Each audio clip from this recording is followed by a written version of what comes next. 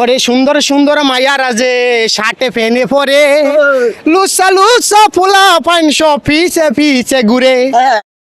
এ হচ্ছে হাডাম বাবার গার্লফ্রেন্ড পলি, তার মানে বয়ফ্রেন্ড। অনেকেই তাকে চেনেন, তিনি সুন্দর রেপার, মানে অসংখ্য রেপ গান গায় তিনি। আজকে দেখতে পাচ্ছি আরেকজন তরুণ নিয়ে দাঁড়িয়ে আছে, মানে সে গান গাবে। আসলে তার তো র্যাপ গান শুনছেন, আজকে একটু অন্যরকম গান শুনবেন। এবং আচ্ছা, পলি কোথায়?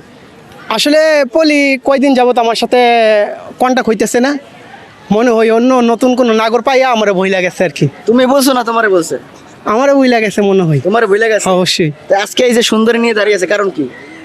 কারণ হচ্ছে কি, আমি অজিত আমার সাইরা নতুন আরেকজনের দৈরা লাইছে, আমি তো আর সিঙ্গেল গুইরা লাভ নাই। আচ্ছা, মানে নো সিঙ্গেল এখন থেকে আমি এখন কি গান গায়ে পটাইছো? হ্যাঁ হ্যাঁ অবশ্যই হ্যাঁ? অবশ্যই। তুমি তো ভালো র্যাপ গান গাও। তো পলি থেকে ভালো না এটা? হ্যাঁ, পলিসিকা ভালো। দর্শক অডিয়েন্স কমেন্ট করবে যে পলিসিকা ভালো কিনা। তো পলি তুমি দেখো, তোমার থেকে সুন্দর মেয়ে নিয়ে আমি কিন্তু ঘুরতেছি, বুঝছো? আচ্ছা, তো এখন এই সুন্দরীকে কি গান শোনাবা? সুন্দরীকে একটা গান শোনাই আর কি। তাহলে দর্শকের উদ্দেশ্যে গানটা শোনাও। ওরে সুন্দর সুন্দর মায়ারা যে শার্টে ফেনে পরে লুসা লুসা ফুলা পাঁচশ পিছে পিছে ঘুরে। হ্যাঁ। ওরে মায়ারায়ও ফুংডি কম না ফিরা ফিরা সা, তখন কি আর ফুলা ফাইন্দে দহিরারা হাজা।